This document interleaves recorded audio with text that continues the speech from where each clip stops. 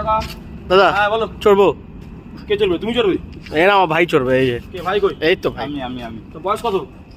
14। তোমার 14 বছর বয়স, দেখে তো মনে হচ্ছে না। কিতে পড়ো তুমি? আমি ওজন কত? ওজন কত? 25। তোমার 25 বছর বয়স? হ্যাঁ, এটা 25 কিলো ওজন।